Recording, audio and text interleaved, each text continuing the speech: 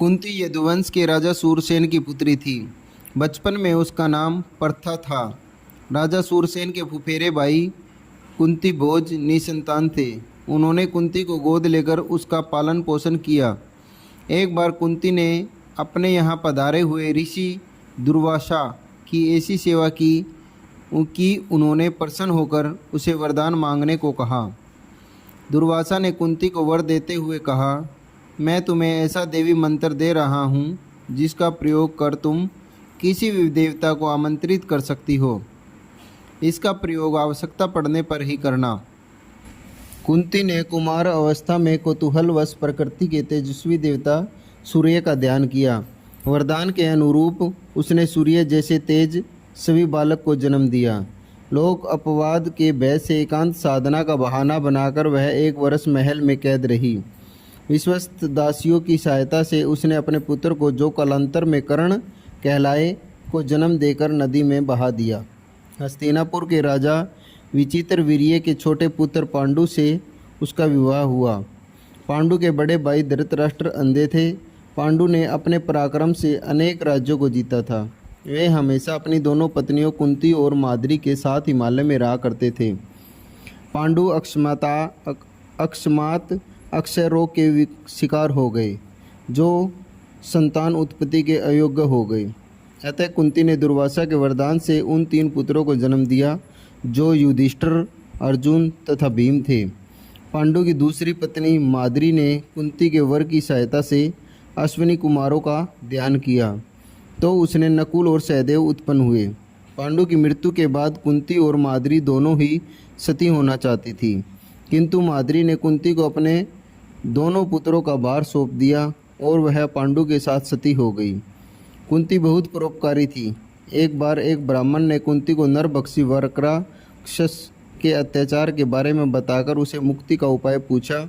कुंती ने भीम को उस राक्षस का संहार करने को भेजा और शक्तिशाली भीम ने उस राक्षस को मार डाला। महाभारत के युद्ध के समय कुंती अपने पुत्रों के मरने के ख्याल से सिहर उठती थी।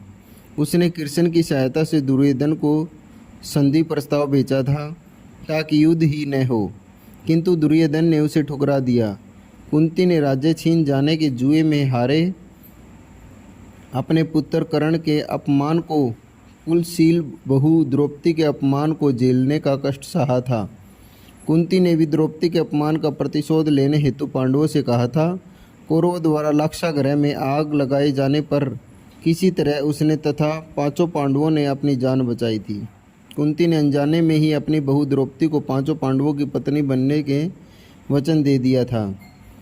कुंती पुत्र होकर भी कर्ण जीवन भर लोक निंदा के भय से अपमान और दुख सहता रहा।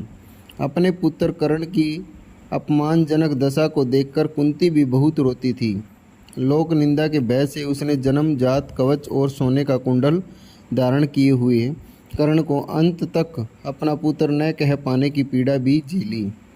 कर्ण के समक्ष 5 पांडवों की प्राण रक्षा की भीख मांगकर पुत्रों के प्रति अपने स्नेह को प्रकट किया। उसने युद्ध के प्रारंभ होने से पहले ही कर्ण से 5 पुत्रों की प्राण रक्षा करने का वचन मांगा था। इसके बदले में उसने कर्ण को एक अभिशापित जीवन दिया। यह अपमान बोध जीवन भर उसे सालता रहा।